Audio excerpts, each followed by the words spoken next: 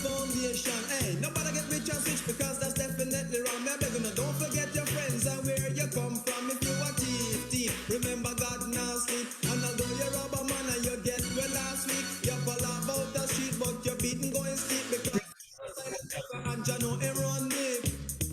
Throughout history, lots of great men and women went about things the old-fashioned way. They just kept on winning and winning. So strive, step up in life and go forth. You know you've got to strive. Remove the doubt from out your mind and let good flow.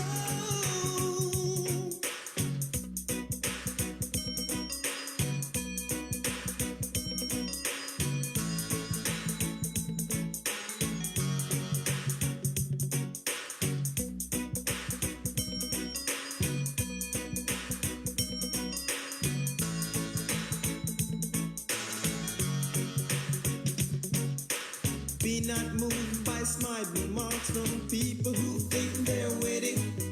Keep moving on, mind gotta be strong and don't indulge in self-pity. But strive, step up in life and go for what you know. You got to strive, remove the doubt from out your mind and let good flow. With obstacles in your way, you may fall before you rise. But if you really want to, you know something run. So get up and keep your eyes on the prize. And strive.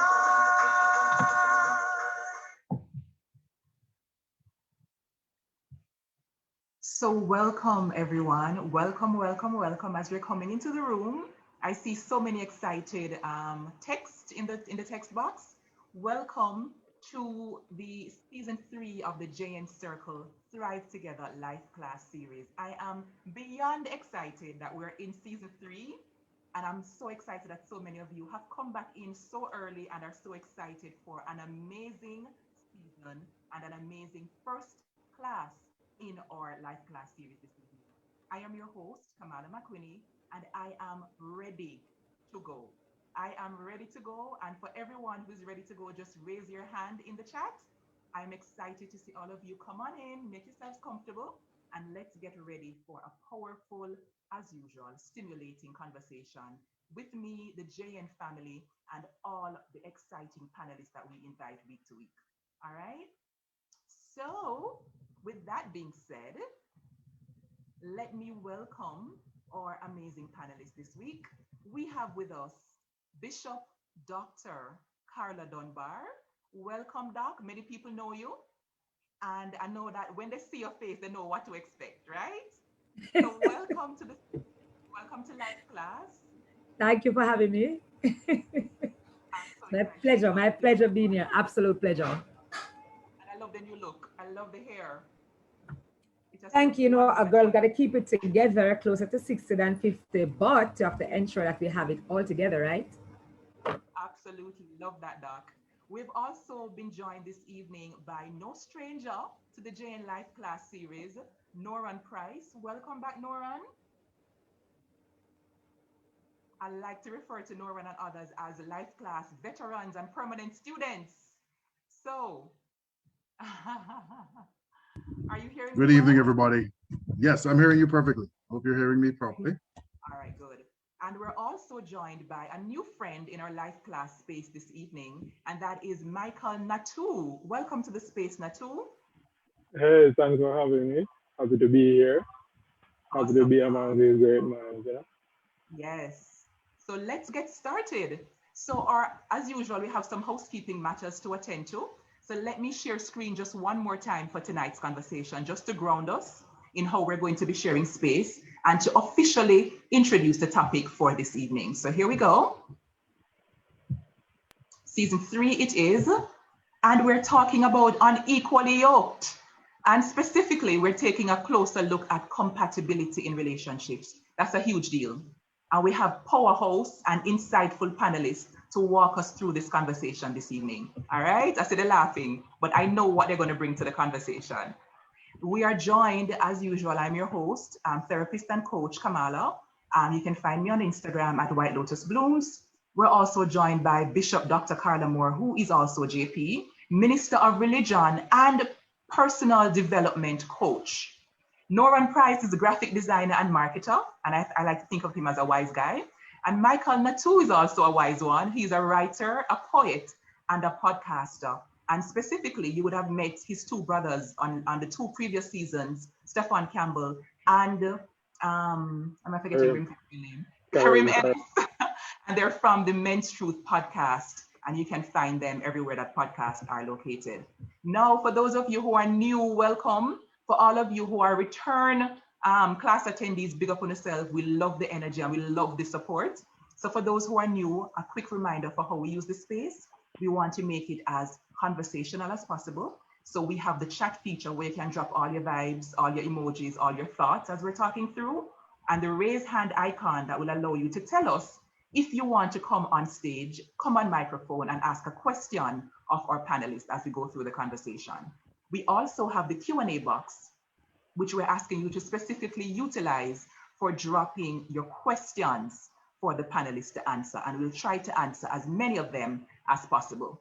And with that being said, we're going to go into what many of you know as our Thrivometer poll. We're going to be checking the room to see how you're feeling, what you're expecting from class, and what exactly you're looking for from this conversation. So I'm going to ask all of you to please answer the questions and let us know how you're feeling and what you want, how you want us to focus the conversation so that we can better tailor this class to serve your needs. And of course, panelists, you can't vote, all right? You don't have a vote in this regard. So I'm going to ask you, it's already launched, so go ahead and respond to it. And I'll pull up the comments in a short while. Big up yourself, Omar. Thank you so much for coming in. And I love all the good energy so far. Bishop Dr. Dunbar, how are you doing on this good Wellness Wednesday?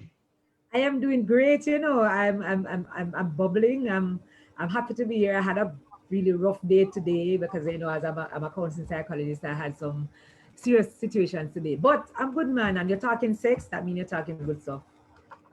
Okay, so to start off with the sex argument. Yep. So we're going to jump start, right? We're going to just read the Thrivometer responses.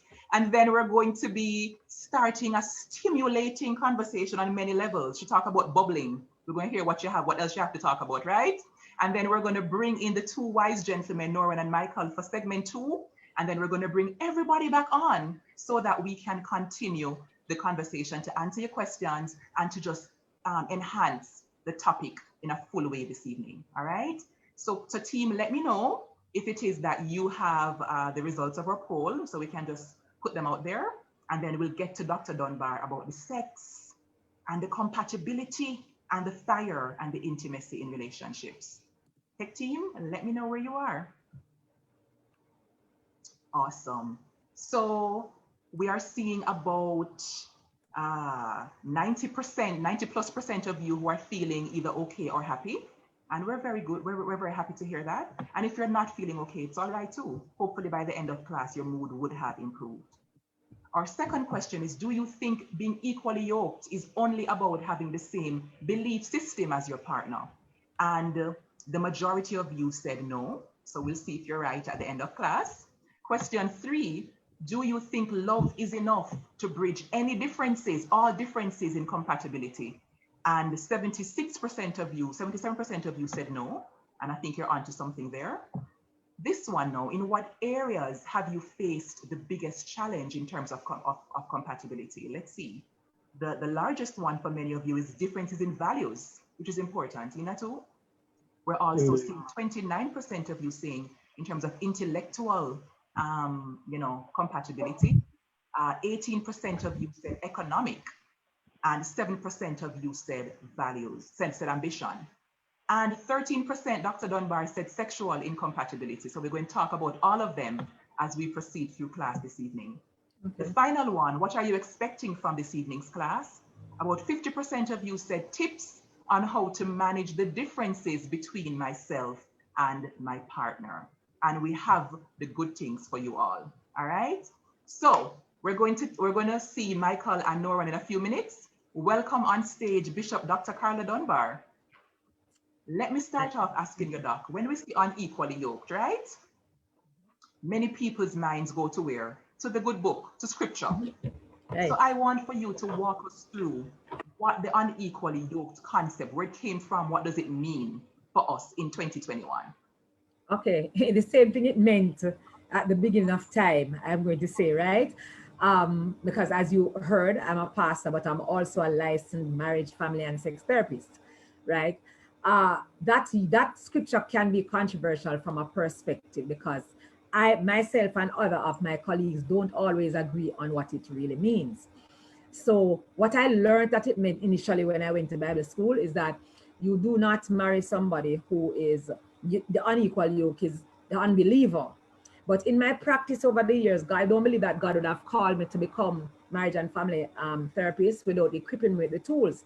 And so what I later learned is that, yes, you must not be unequally yoked with an unbeliever, but who is an unbeliever. So if you're coming from a theological Christian perspective, an unbeliever is somebody who doesn't believe the same thing that you do. That is, they don't believe in the same God that you serve. So that would be like a Christian as opposed to a Muslim, or something like that.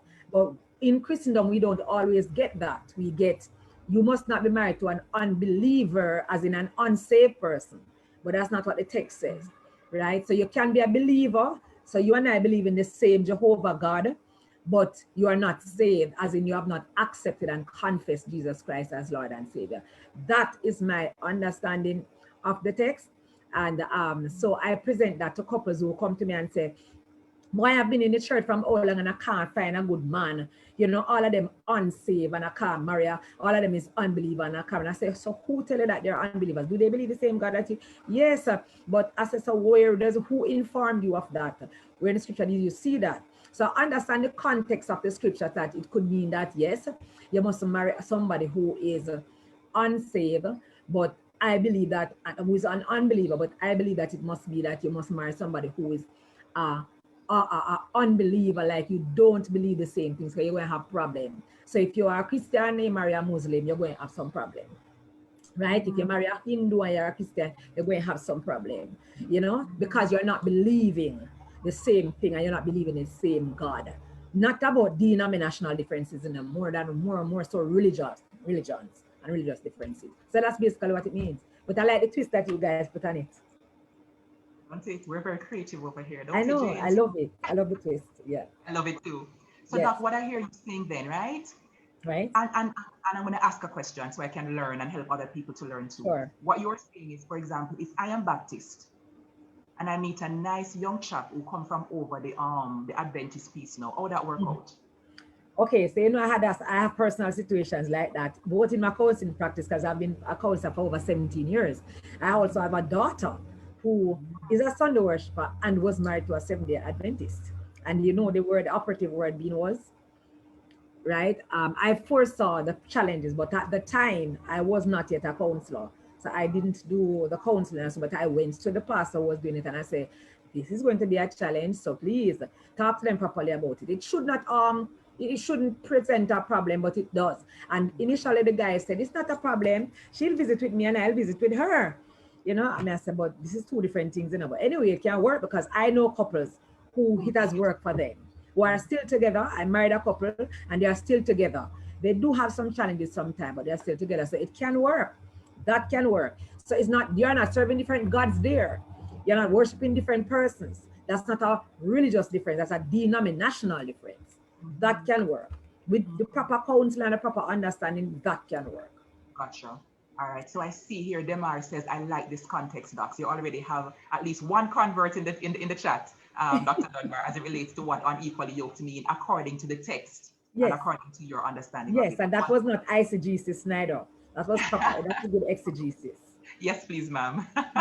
So now, Doc, my other question is this. Outside of religious belief system, should we be also mindful? Because suppose you're not a believer per se of any doctrine, What does that mean now? What does that look like as it relates to other types of compatibility?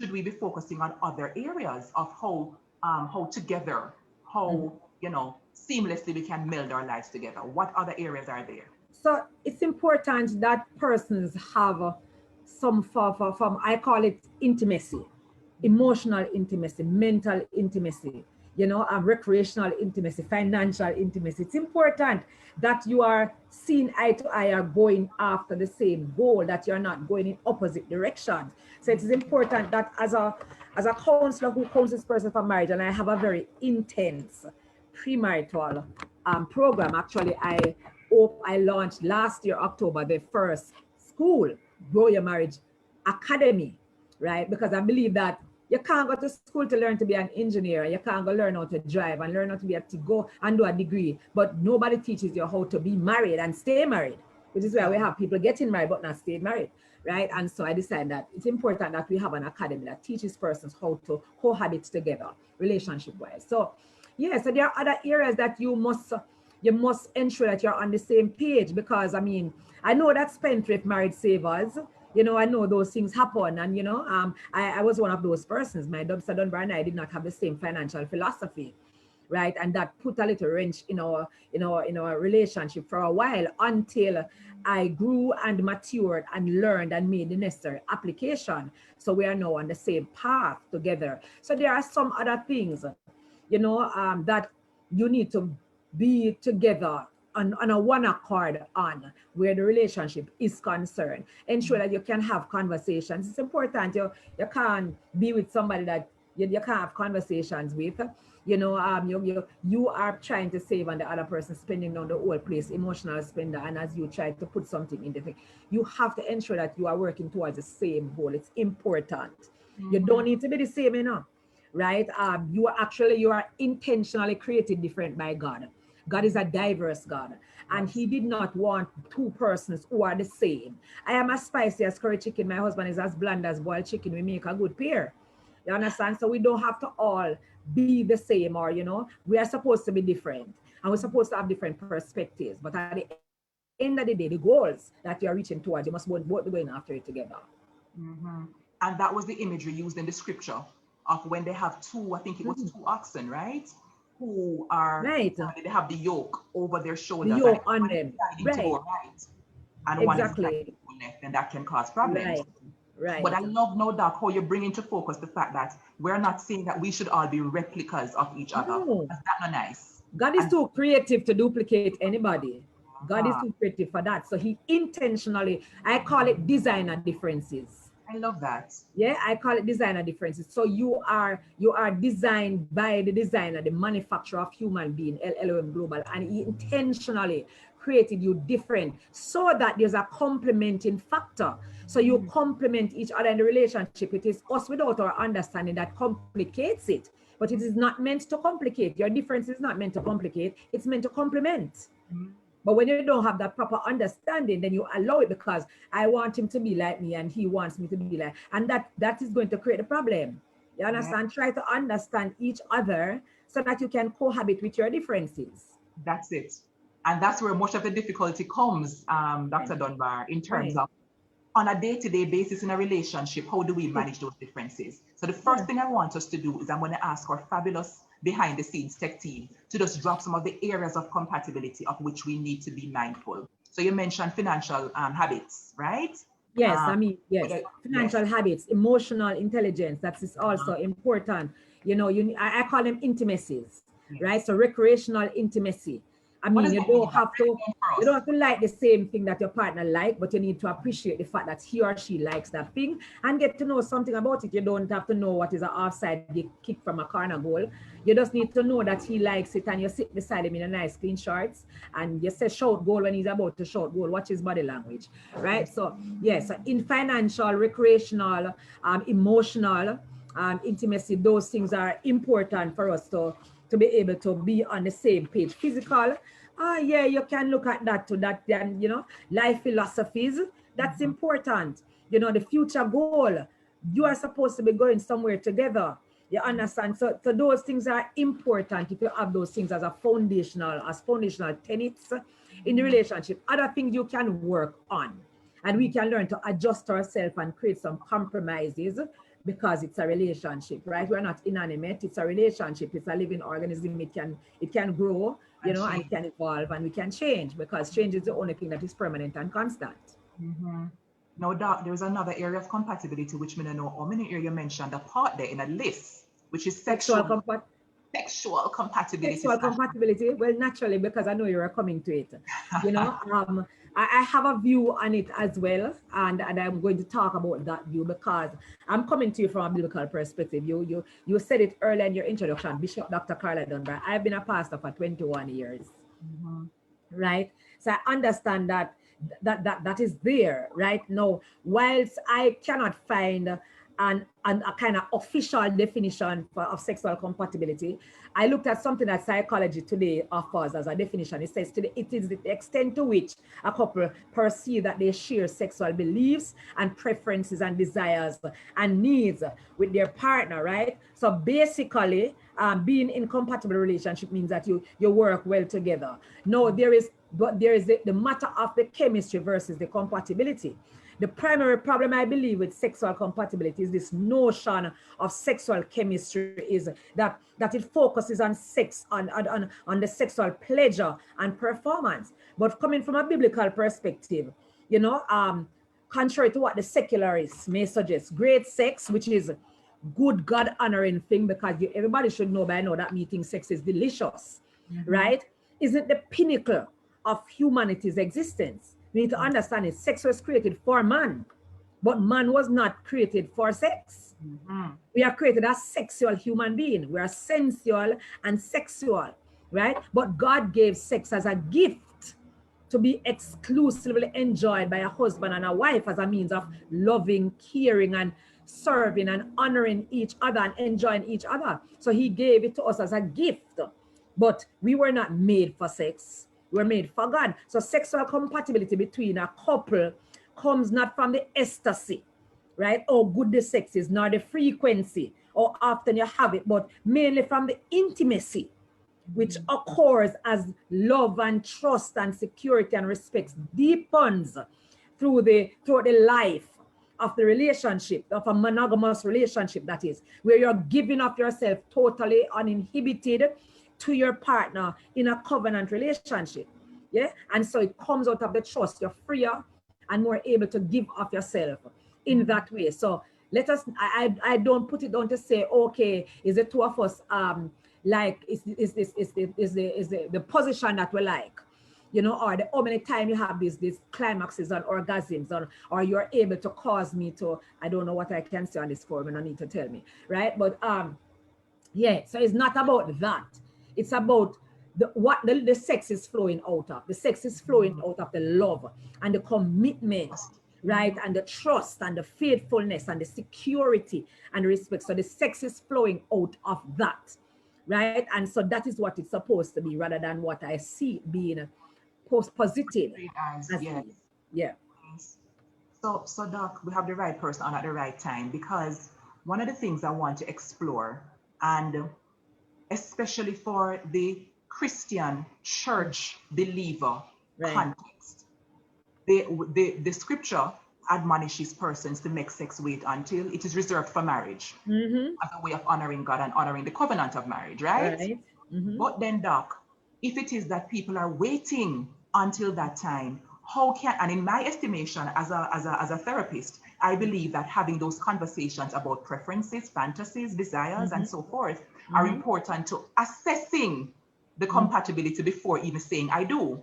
How then, if people are not practicing being sexual with each other as per the scripture, then how can we manage that conversation? Because some churches will tell us, say, we can't talk about it because you're not doing it. So, what you know about sex and sexual urges and drives? What are your thoughts on that? And that is where the church went wrong. We have done some wrong, and we are trying to clean up our mess right now, right? So I am taking the hit as well, because I'm a pastor. When I came on the scene in 2004, when I came to national attention talking about sex, I was ostracized from a lot of Christian communities because I spoke too openly. I am telling persons what they need to do in the context of marriage, but then they probably didn't listen to me saying, in the context of marriage, there are no holds barred. You understand? I will teach you how to give your husband a proper fellatio, and I'll teach him how to give you a proper cunnilingus and the works. right? It is in the context. I believe that sex must be done within the context of marriage as well, because marriage is a journey in which two persons who are incompatible, I think probably, selfish sinners learn to become one, right? The two shall become one. It's not just a become and full stop. It's a becoming. It's a present continuous tense, right? And so there will be multiple things, including sex, that both parties will have to figure out. With some, of course, with proper premarital counseling, but you will also learn some things on the way. Because if we're supposed to desire a healthy and vibrant sex life in marriage, right? And it's a good and wise thing, right? But it's not the ultimate. So as a single person, whether you're a Christian or not, and you are listening to that and you say you must wait, yeah, you desire a spiritually healthy marriage before a sexually healthy one. So the goal is not the sex, it's the relationship that you're going to be in. And then out of that, then you're going to have the great sex. So you're willing now to trust God and wait, not because you want to have the most, for a kind of wedding night with someone that you're perfectly sexually compatible with, but because you want a healthy, God-honoring marriage after the wedding night. Because the wedding night or one night, the marriage is forever. You understand? So you want that to the person that you have committed your life to. So it's more than that. So yes, I counsel persons, I counsel two virgins. I send them go to the doctor to ensure that there's a cervical opening and that penis can get erect. Yes, you understand? We want to know so that those things are functional. Like every other thing can be taught, Sex can be taught. Nobody not just have sex the first time and learn how to do it. You know how many years I've been trying to master the thing, and I'm just not getting there. So I'm saying it can be learned. It's something that can be learned over time. All the techniques can be learned over time. So it shouldn't be that you want somebody to test you first. You're not a car in a car mart. And when them test you and them don't like how you drive, so suppose it's a Jaguar ride them want and you drive like a Corolla, then you are going to get left. So let me just go Jamaica now. So I'm saying, you're supposed to think about your own integrity and your value. And I mean, it's not only Christians are waiting. A lot of non-Christians have spoken in universities across the world. And I said, there are bright, intelligent people are waiting because it's about their dignity. It's about how them see themselves. It's about their integrity and their value. And they are waiting. And it does not make sense any less nice, any less sweet, any less delicious. And I can tell you that waiting will help as well, because a lot of people distort the relationship with sex. Because once you have sex, you distort everything, because sex, it's intoxicating, it's also, it can be addictive. So once you start, every time you meet, instead of you have a conversation, you're having sex. So you find that you enter into a relationship based on sex. What about when sex wanes? What about when you have health challenges and it's not going as good? What about, I know the men don't lose desire, but they lose ability. What about when you lose ability? What about when a woman is going through, times where sex is a challenge? And what is the relationship going to be grounded and founded on? So sex must wait. It must not be built on sex. It must be built on other values. And not just sex. Which will underpin the intimacy, like what you said. Underpin the intimacy and understand too that intimacy and sex are two different things. There are two different things. One should lead to the other. And it is intimacy should lead to sex and not sex lead to intimacy. We have it backwards. And so after a while, when the sex is not happening and as it should, or as you thought, and it's not holding out, because sex gets stale, and boring, and all of those other things, if you are not creative and you are not functioning creative and planning creatively to ensure that you keep the spice in the sex and the romantic going and the flames burning and all of that, then it wanes over time. You cannot build a relationship on sex. So there are so many other important things. When people enter into I have a course now in the Marriage Academy called the MRI. It's a medical term, but it's really called Marriage Readiness Intelligence. Come on now. And that's not a premarital course. That is not a premarital course. That's a course for those single people that want to know about marriage, know about yourself, accept yourself with your flaws and everything. It's about you understanding what God mean by marriage, what he intends. It's about how you transition from dating and courtship into marriage. It's about understanding healthy sexuality. It's learning how to do relationships, both platonic, work relationship, and intimate relationship. That's what that 6-week course is about, just teaching you about those things so you can make an informed decision as to whether or not you want to marry. Because too many people are marrying for the sake of being married, romanticizing the marriage, and then the divorce court is now full. Yeah, and then I have the other one that I teach now, which is really about premarital. So there's so much that people need to know that is not sex. Sex is great. So Doc, what I want to just condense first, because the comments are blowing up, Right. exclamation points everywhere. Right. Everybody's saying, come through, Bishop. They must say, wow, this pastor real, a bag of things, right? Yeah. But Doc, what I want to just kind of contextualize from the last question, if you see, hold on, you're answering the one question, because it's rich and textual, right? Right. Because guess what happened? A crucial piece of what you said to me, and tell me if I'm hearing you correctly, is the fact that we need to normalize, especially in the church context, sex and sexuality. And from that standpoint, allow people to be able to have more relatable, practical conversations about sex is a gift and about how people should be operating sexually. Because one of the things I have come across, even in seminars and even in therapy, is where, for example, you may have two people who were waiting, right, enter into marriage. And then you have one person, for example, who may have had trauma, right? And therefore, perhaps their sex drive is distorted, affected in some way. And then the other person who is highly sexual. And then that person learned earlier out that, guess what? It is not okay to desire sex. Sex is still, even though you're married, you know, some people still have that concept coming from church that sex is dirty and sex is not something like this. So imagine those two persons with different compatibilities now, right? Different backgrounds coming together. And that is why, Kamala, it is so important to prepare for marriage. That's why premarital. You see, in my premarital counseling, it's very intense, and sex has to be discussed extensively. Secrets like those has to be disclosed. The fact that you were sexually traumatized. And so we go through that and go through that healing process, and your partner understand that, you know, you have had this trauma, right? And so there are times when this may regress. And so the help that is needed and the therapy that is needed to help you to heal from that situation so that you can give yourself fully to your partner. So I discuss sex in 2 sessions. Out of the 12, I have a 12 session program for premarital. 2 out of the 12 has to do with sex and intimacy. And the first session has to do with what happens, the history before. Because listen, if 2 persons get married, 2 25-year-old get married, and that's 50 years of unknown history in a house. If you don't take the time, that is 2 strangers living in a space. So you need to take the time to know, and premarital counseling is supposed to prepare you extensively for marriage so that those secrets are disclosed, and so you can know whether or not you're going to have a sexual challenge or not, and prepare yourself, you know, and make a decision too if you really want to go there. Excellent. The church must teach it. I have told the church, Kamala, they must include sex education in the Bible study curriculum. It must be included. It cannot be in the Bible and not be taught. That is stupidness. God would not dedicate an entire book talking about sensuality and sex if he never meant for it to be taught. Absolutely. We're afraid of it. So there's a lot of unlearning and relearning that's necessary. What about detoxing that needs to take place? Detoxing, Doc says. Doc, I have another question for you before we get into the 2 wise men and then bring back all the wise people together, right? Doc, in your vast expertise, what are some of the mistakes that you see persons making as it relates to either minimizing compatibility conversations, hiding away from them, not facing the quote-unquote red flags? What are some of the biggest mistakes? If you could give us 3 to 5, so that persons who are listening and preparing for relationships and or marriage can learn from that.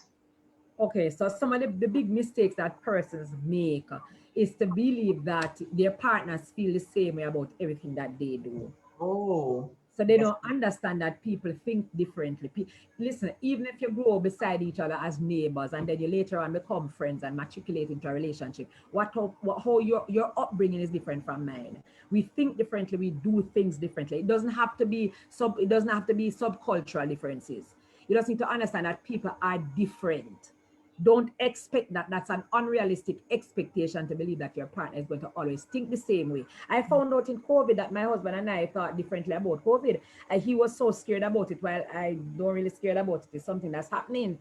And it's one day I asked him, and he said, yes, I'm afraid. I had to call up all my children and tell them, my husband really afraid about this thing. So that's one of the things that they do. They believe that they think the same. They should think the same about everything. So that's one thing that they do that I think is a mistake going in. The second thing is to assume that you know all that there is to know. So if, for instance, if you were married before or something, you know, you come now and you want to get married, and I said to you, you know, you need some counseling. No, man, I've done it before. So they, so because you don't know, so I said, so is your spouse dead? No, I'm divorced. I said, but that's the whole reason why you need it, because you don't want to make the mistake a second time around. Don't think that you know. Nobody knows everything.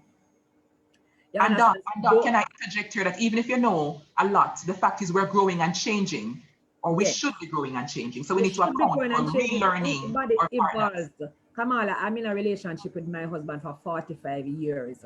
I have evolved. I'm not the same person he met 45 years ago. We evolve. So people need to understand those things.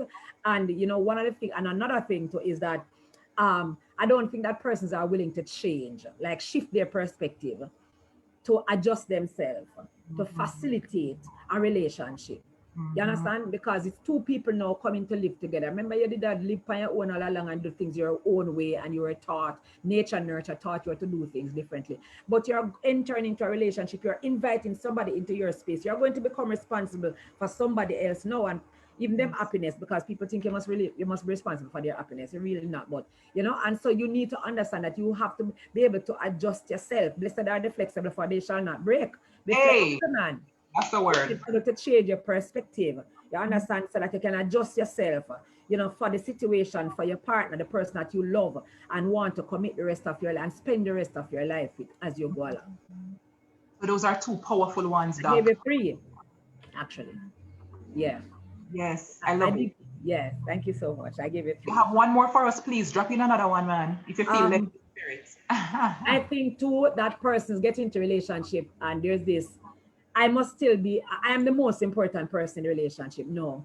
Once you get in a relationship, there must be other centeredness about your relationship. I'm not saying you must pay attention to yourself. You know, look at Carla Dunbar. Do I look like I'm not paying attention to myself? No. But there are certain instances where there's a law of priority in marriage. And the first law of marriage is law of priority. That's the first law. It means that your partner is your priority. So if I'm going to cook, it's not that I don't have anything that I like to eat, but I want to think about what Mr. Dunbar wants to eat. And if I'm going to make love with him, I think what position he wants. It doesn't mean that I'm not going to enjoy the experience. I mean that if I can cause him to have an epiphany and speak gibberish and enjoy himself, then I'm okay. You understand? So your partner, you must, when you enter into a relationship, it must be other-centered and not self-centered. You can't be the most important person in the relationship. If you want that to happen, remain single. Stay single. Yeah, remain single. So you can spend all your money on yourself, and Victoria can know all your secrets, and male ego can know all of your things, and you keep it to yourself. Bishop, Dr. Carla Dunbar, listen, please drop in the chat or ask you, I don't know if you have a member of your team on, please drop in the chat. Number 1, how they can contact you, please, ma'am. Secondly, what resources have you brought for us? I hear you have a spicy one. I think the whole of us need in life class. Please put the link to order in the chat. And you don't go on, you're coming back. I'm coming back. I'm here, man. One of the courses I'm teaching is sexual proficiency, because you can't want to have sex and not be good at it. You must be the best at it. Proficiency course. Yes, that's in the gym as well. That's good. It's in the gym. It's in the gym. Doc, we have questions in the Q&A box before we segue into the 2 wise men, right? Okay. Let me see now. Alicia Myers' question is very deep. Alicia says, if during the premarital phase, serious personality disorders are detected, should persons go their separate ways? Why go into a challenging relationship? Wow. Okay. So that can happen and adjustment can be made. There's a reason why they have persons like yourself and myself as therapists, that we can help persons with behavior modification and adjustment. So if it is that you really love this person and you realize that there are some serious maladaptive kind of thing going on, and their person is willing to go through the therapy so that they can be assisted with these challenges, then I don't see why you should give up on the person. You understand? I mean, everybody has flaws. Flaws don't define you. You understand? What I say doesn't define who I am. You understand? All of us have flaws. There's no perfect relationship because there are no perfect people. You don't give up on somebody just because they have some adjustments to make. Go the journey with them if you love them, and the adjustments can be made. I'm sure I wouldn't be with Mr. Dunbar today had he given up on me. Bishop Dr. Carla Dunbar, look here, this could be a whole a whole thing. Doc, they want the gym, they want the book, they want the course, they want the link. I'm going to put it in right now. Yes. And when Doc comes back in a few minutes to join everyone else, we're going to be having options to answer other questions. So please keep them coming in the Q&A box. But as you can see, JN Life Class is giving away a bag of just power-packed content, and this is what we do. We love it, and we're here for it every Wellness Wednesday for the next 7 weeks. So please tell somebody that we're having a spicy, life-changing conversation. Invite them, right? And next week, come back again when we're going to start all over again. For now, as Doc is dropping in all of her amazing resources in the chat, we want to thank Doc. And as she steps off stage momentarily, because she's coming back with all the good things then, please let us welcome on stage Noran Price and Michael Nattoo, whom I have dubbed the two wise men, right? Please drop also your social media handles, or I see them now. Okay. Carla Dunbar Ministries everywhere across all social media platforms. All right. Thank you so much, Doc. This was stimulating plus Docs, right? Thank you. I will soon see you. Noran and Michael, welcome on stage. Any thoughts? Good evening again, everybody. Any thoughts or comments about that segment that preceded this one? Power pack, as you said, I think the doc touched on a lot of interesting points, some of which I understand and agree with, and some of which I have some different opinions about, but overall, and that's very why we're good. here. Yes, Indeed. Absolutely. So let me start off with you both, right? There's one thing I know that Doc touched on, which I suspect, well, let me not preempt you. Let me hear your thoughts on it. She talked about other-centeredness. And there is a way that right now in our dating landscape, right? Especially, I'm going to call out the women tonight, especially us women, based on how we're socialized. We tend to lead with, what does he bring? Why should I give him my value? What is he bringing to me? And there is a way that we use all these external measures like, money, status, etc., to determine somebody's, value and to determine compatibility. And sometimes that doesn't have anything to do with who the person is. Is that a mistake, Michael? Let me start with you and then I'll jump over to Noran. I don't think it's a mistake. I consider myself to be somewhat of a dreamer. But I feel like there has to be some middle ground, because I've been in relationships where, let's say educational compatibility then may not have been, in sync with what my partner wanted. And for her, that was enough to leave the relationship. And I think about what the doc was saying, and looking at compatibility as a whole, I feel like it's about a harmony of compatibilities, because you can be compatible with somebody, status-wise, but then the emotional compatibilities are, I've had partners where sexual compatibility was off the chain, but then when it came on to, having certain conversations, the depth of those conversations, you were left unfulfilled. And so it was about finding, the value in that, because I feel like at the root of compatibility is knowing the difference between somebody who is good to you and somebody who is good for you. And I feel like that's the difference. A lot of things, you might look on somebody's qualifications and you might assume that, this person might be good for me, but not necessarily. They might be able to satisfy certain financial demands that you have, but that does not, in the true sense of a relationship, in the true sense of being with somebody for the long haul, that does not, make a lot of sense in terms of the longevity of it. So that's what I believe about that. I love it. And as I suspected, Nattoo, the persons in the chat, Tammy and Shade and Leonie are responding to that quote. Finding someone who's good to you versus finding someone who's good for you. I love that. Noran, what are your thoughts? Come into the chat, please, sir. Evening again to everybody. All right. Earlier I asked Michael if I think it's a mistake. If we're not using the word mistake, let's just say I think it is not necessarily the best course of action, because there is an inherent selfishness in human beings. Whether it's overt or very faint, there is still selfishness. So yes, you're going to think about what benefits you.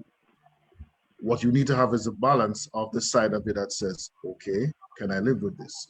Do I even actually want this in this package?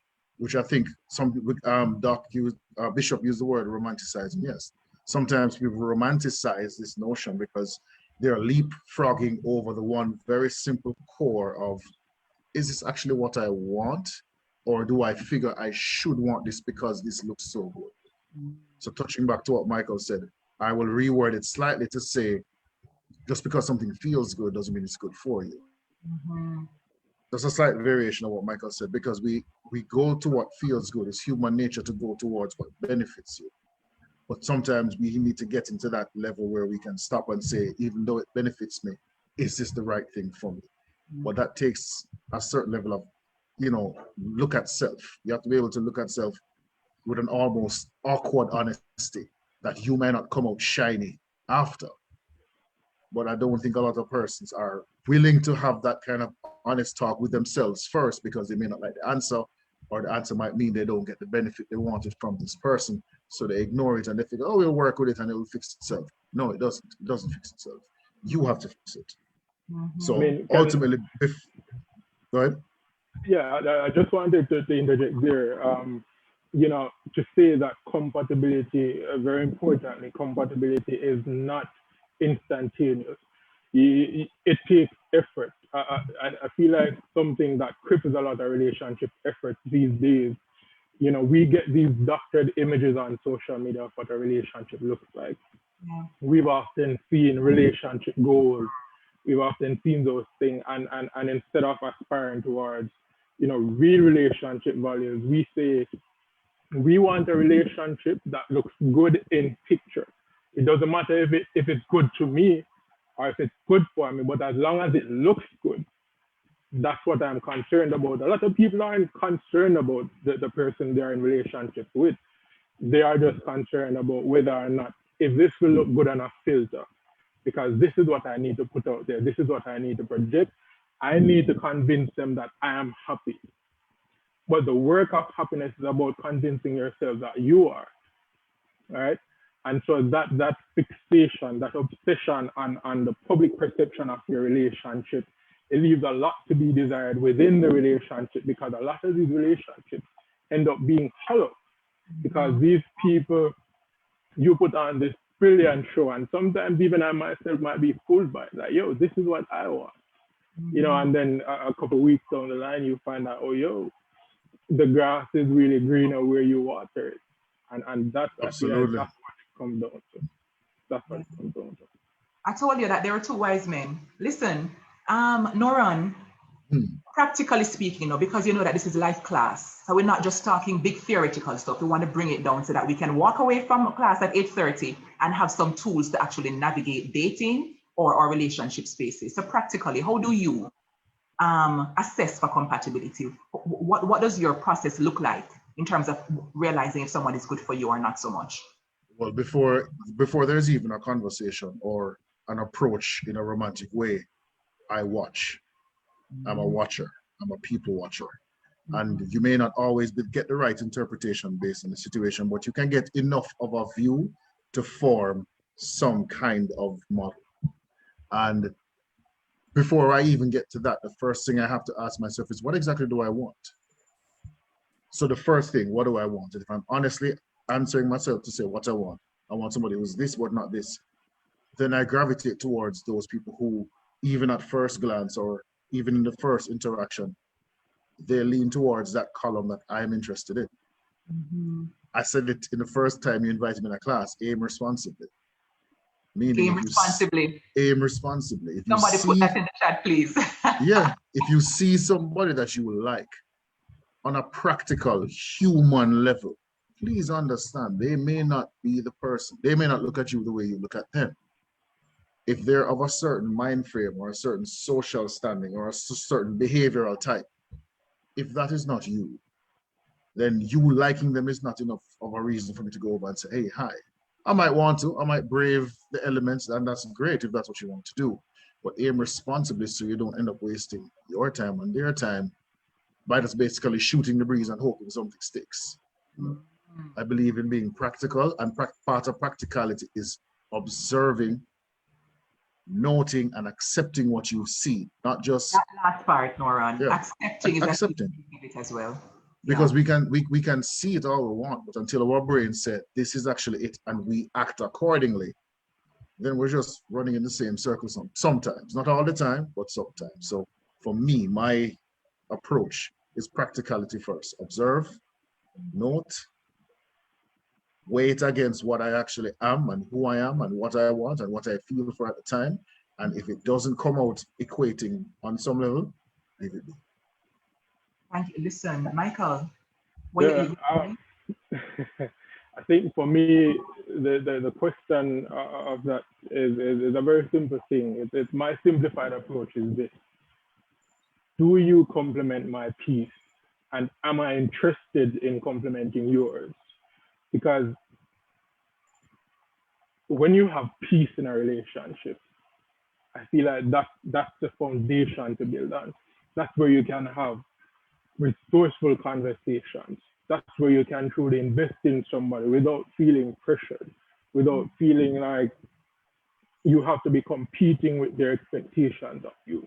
When you have peace, do you complement my peace and am I interested in yours? Because we sometimes engage in relationships where, the person makes us feel good.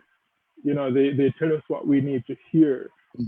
But at the end of the day, we are not satisfied with them being interested in what makes us peaceful and what we are peaceful about, because we might be like, all right, I can keep you here because when I feel bad about myself, I can come to you and you make me feel better, because we know more often than not, we have a lot of bad days.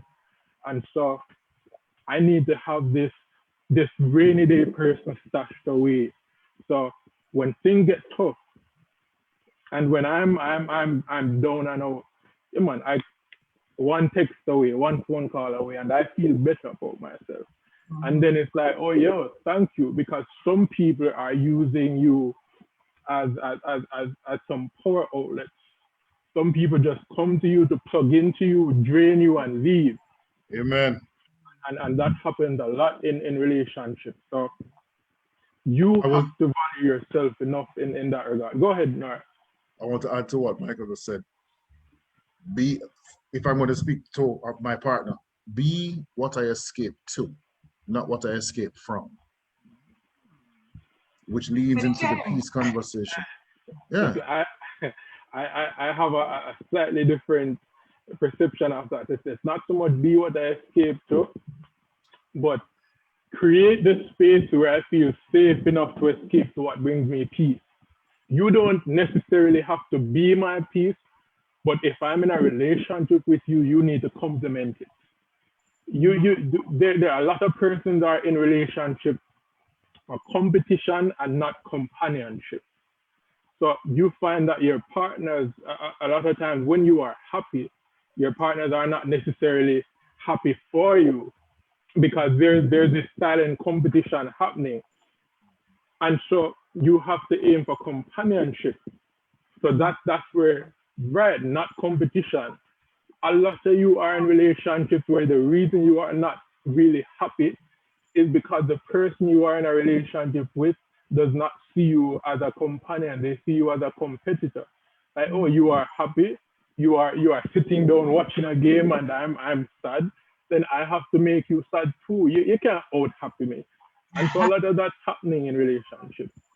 And so we have to watch for that. And so the reason why I say, having somebody who makes it okay for you to pursue what brings you peace, I've often believed that, relationships in the purest form and love on a whole, it's about love on a whole. I believe it's about freedom. Like, I love you enough to make you feel free enough to do what makes you happy. And it's about not feeling that I need to possess you because I love you, but I need to be invested in your happiness. So a lot of people can't accept that the people they love are happiest without them. Oh, yes. That's a hard yes. pill for a lot of people to swallow. Yes. That's a hard pill for a lot of people to swallow. Yes. Which ties back to the selfishness that is inherent in so many people. Absolutely. Right? Because if I love you this much, Why would you not want to be around me 24/7?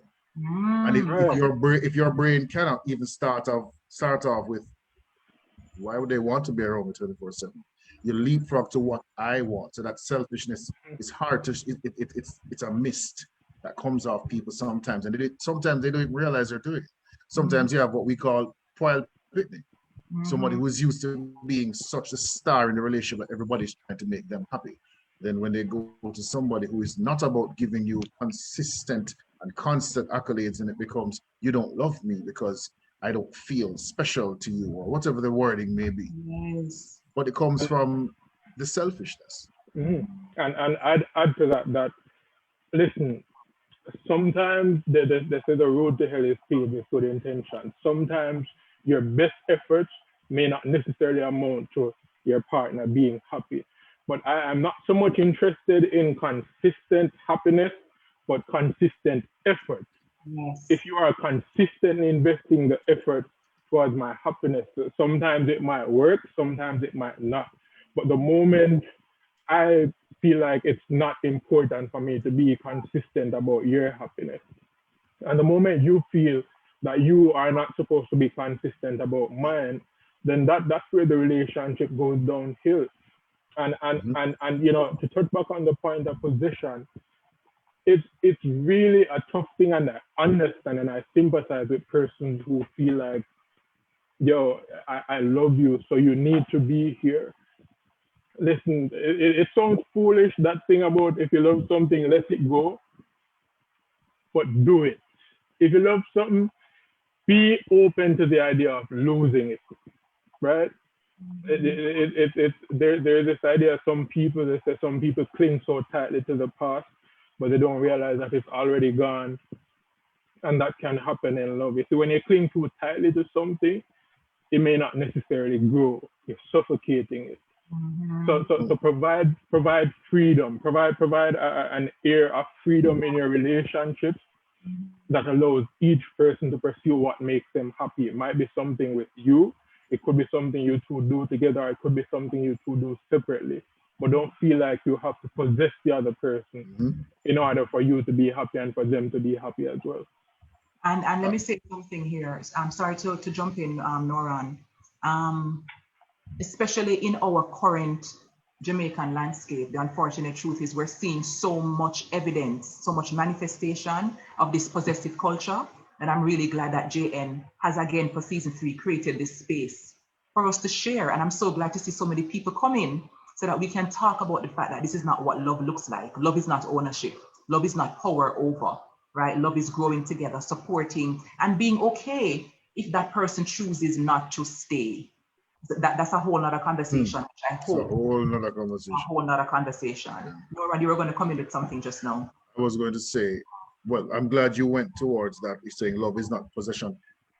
I don't even think it is love. It's interpreted as love by the person who's feeling it, but in actuality, it's almost obsession. It's a desire to own.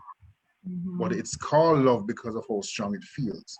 So what we need to do is probably find a way to teach more persons how to get in touch with that side that doesn't look at it as, oh, but you're mine though, versus, oh, you're a person, I'm a person, we have differences. And myself, Noran, I have a philosophy I've grown up with. Nobody owes me anything. I may want it. It doesn't mean that they owe it to me. Now, when you put that onto relationships, unfortunately, if I invest more, as Michael said, I invest effort up to 70% and you invest up to 15%.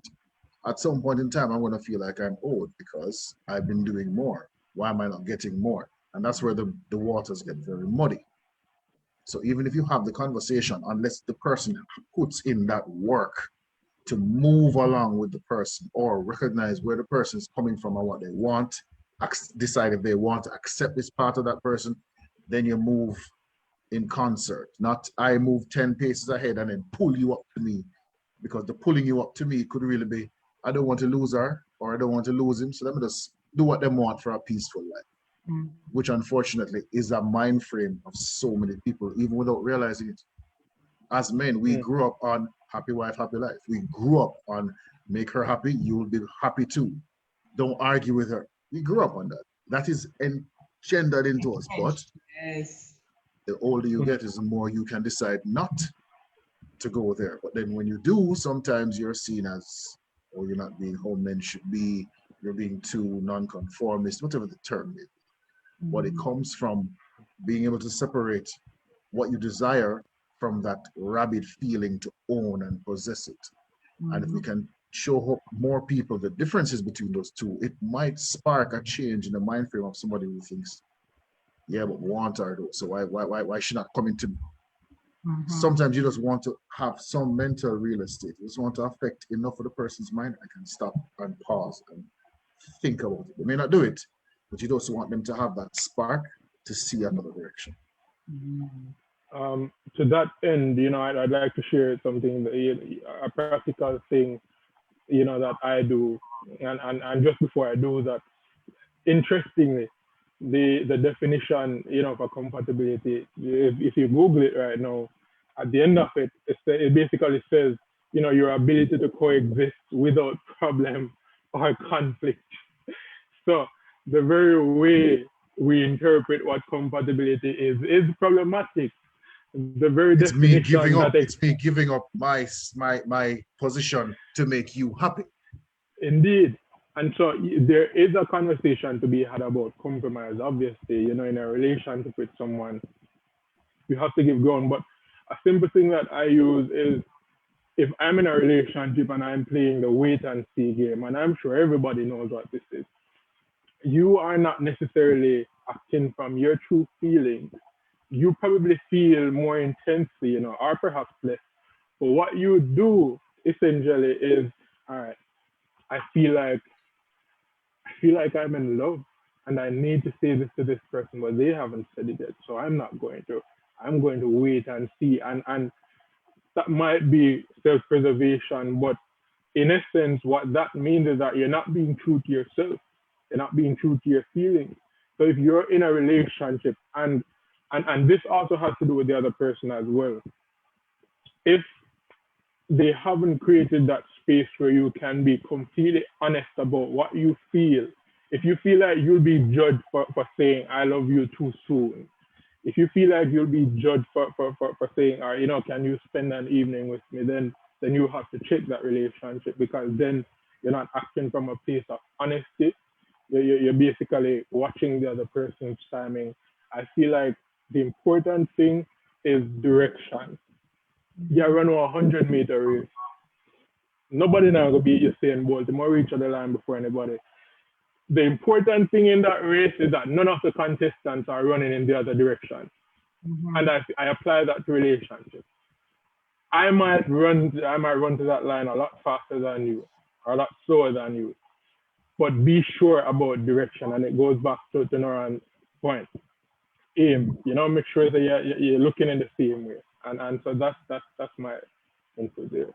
I see so many comments in the chat. I mean, I see Tammy Evans mashing up the chat. Tammy said, Nattoo, are you a carpenter? Because you just hit the nail on the head, right? So I'm not sure if Tammy knows you personally, but Tammy is like here for the two wise men. I want to have a conversation about the importance of honesty, because Bishop Dr. Dunbar laid the foundation at the beginning from a spiritual perspective, Christian perspective, right? Not everybody subscribes to that. And so we're talking here, a lot of what we're talking about is long-term relationships and even tapping into the potential for marriage. Not everybody is looking for that.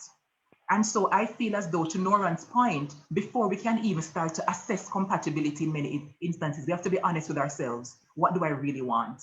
Who am I? What complements my life right now? And implore ourselves, hold ourselves accountable to being honest with people when we do approach them about what we're looking for. Because there's so many failures of compatibility because I never reveal what I really want. I never reveal to you that, to me, just hanging out every second Friday, that's it for me.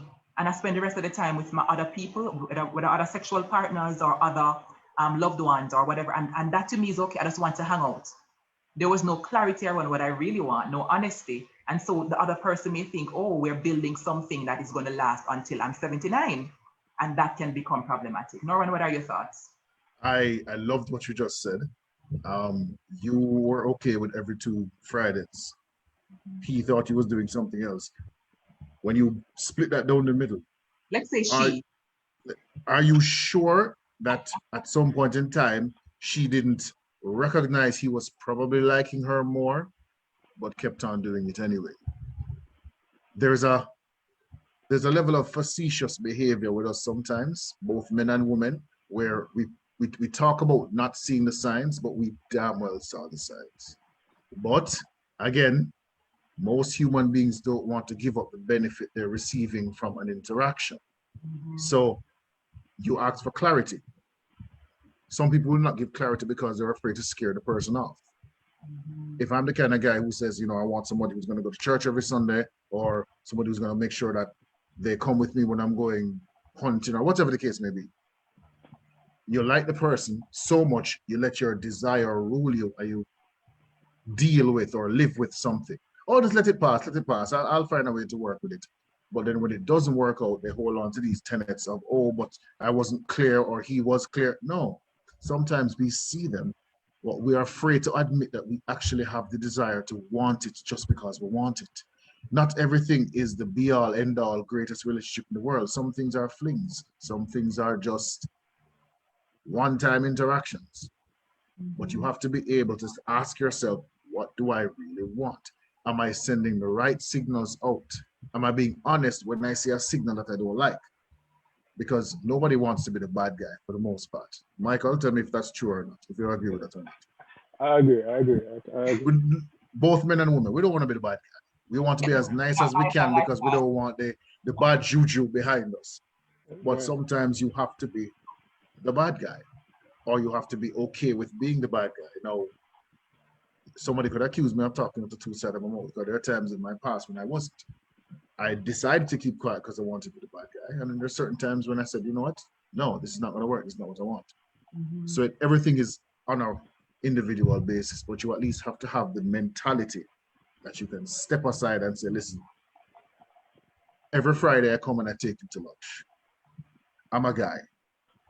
I'm not trying to be your friend. I want more.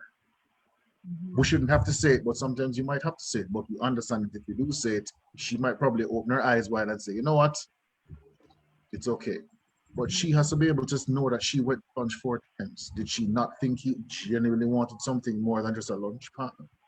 So it's that almost awkward honesty that we need to be able to have with ourselves that would help in situations like this.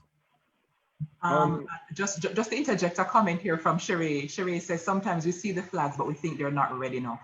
We see the red flags, but we think, well, it's not as bad as. And work with it. Yes. So what I was getting to is, when we talk about honesty in relationships, I feel like it's important to view honesty in the context of growth. Where do we facilitate growth in? Because I might be honest about the fact that, so say for instance, I don't want to get married right now. I don't see that as a part of my, overall plan. Let's say that's the idea. And you are honest about that. That's how you feel right now. Check back with me 5 years from now, or 3 years from now, how do I feel about that? And I know an issue with relationships is that men feel like we have all the time in the world and women feel like we have no time left. And that's a problem. So we sometimes feel like, why are you rushing this? Like, just hold on. We have a long road ahead of us. And women sometimes feel like, I have all this time behind me. I'm running out. So let's do this right now. And that issue, that's an issue, a conversation that would do well to include talks about growth, So when we're being honest, I'm being honest with you about what I want right now.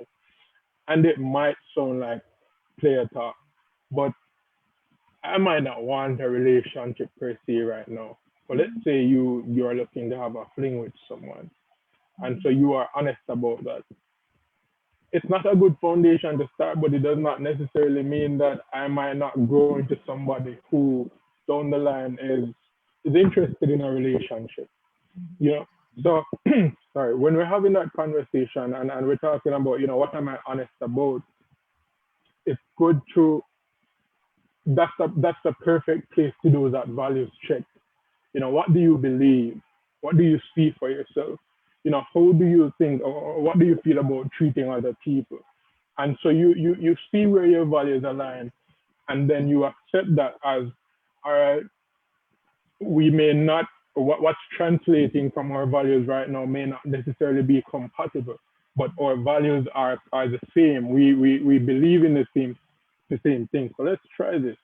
And it's important, again, to the possessive point, it's important not to feel like, like if we're trying this, that we are locked into this. Know that you have the freedom to walk away if this no longer serves your best interest, or if you no longer feel like this is something you are okay with. And that's obviously something we'll get to, but yeah. And I saw one comment in the chat asking if maybe the scenario that we're discussing and person still choosing to stay even though it doesn't serve them could be a function of low self-esteem. And my answer is absolutely. There's so many factors which come in. And the kind of scarcity mindset that, well, I mean, Meku said Nattoo was the one who's the every second Friday, right? Nattoo want to come link somebody every other Friday. And let's say that somebody chooses to stay even though that's not what they want. It could be because you feel like, well, Nattoo is good, right? He's a good guy. And I don't know if it's around. Exactly. Scarcity. Here's a problem with the 80-20 concept. Mm-hmm. People say, don't give it up if you have 80, but the 20 is not there. Still go through with it. Here's a problem with that sometimes. Most of the times when the relationship doesn't work, it's because of the 20, not the 80. So it's the things that you say, I can work without it. Turns out being the things you actually really wanted and forced the relationship into this point where you got to the, let's not do this anymore kind of phase. It doesn't happen all the time, of course, but in some instances, back to the honesty, if you want this person because you want them, that's different from I want somebody who is like me and for me. If you want to be selfish and say I want somebody to spoil me, that's your right, and I give you that right. Yes. But then don't go to somebody who is not going to spoil you and then get upset and try and change them or guilt them into being somebody who spoils you. Because that's selfish. No, and then that happens a lot of the times when we interact because we're driven by our own desires. But it's just that it rules some of us, whereas it informs some of us. Absolutely. So you have to be. Yeah, Noran, because I'm seeing 10 questions in the Q&A box, we're going to have to make this the last segment a full-on Q&A to just allow people to come on, bring on back Dr. Dunbar shortly so people can have the chance to hear your wisdom applied to their question. But before we get there, I want to ask both of you to share with us maybe 3 to 5 of what you consider to be compatibility green flags. Because so often we spend so much time focusing on the red flags of what to run away from, what's like a big stop sign, that we don't stop to think about what does compatibility look like. Obviously, it does not mean sameness and being identical because we're all different. Obviously, it doesn't mean that somebody's going to be a clone of you or that they will make you feel good all the time. To me, it doesn't mean that there will be no conflict. In fact, based on the research by couples therapists like Dr. Gottman or Drs. Gottman, it says that I think about 75% of the conflicts in marriage are irreconcilable or in long-term relationships, meaning they will never not be there because people bring differences. It's a matter then of how we spend our resources to manage the fact that we don't agree, to manage the fact that you want to wake up at 3 o'clock, I wake up at 10 a.m. How do we make that work despite the differences? So let me hear from Nattoo first. What are your compatibility green flags? What makes you say that partner looks like one that, yeah, we can work with? Someone who is patient, compassionate, kind, not necessarily to me, but to other people. And someone who is generally understanding. Because I feel like all of those things start to build a foundation of, creating a space where conflict is not a me versus you issue. It's a us versus whatever that problem is. And so when we have those, when we have someone who is patient, we have somebody who is kind enough to take time, in the heat of emotions to say, all right, somebody who does a lot of introspection as well. Like, all right, what am I doing wrong in this situation? Because a lot of us gaslight our partners, sometimes unintentionally, but there are a lot of things that we do to make our partners feel like they are beholden to whatever negative emotions we are feeling, that they are solely responsible. So I look for somebody who is capable of having that deep level of introspection, somebody who is understanding, someone who is peaceful, and someone who is kind. And once you have those values, I feel like that's a good foundation to start on. So for you, Nattoo, I went fast in business, especially because you had mentioned some points of disagreement with some of the things that were said in segment 1. Is belief system a piece of your compatibility framework? And you can choose not to answer. I'm just being very fast. No, I'm thinking about it.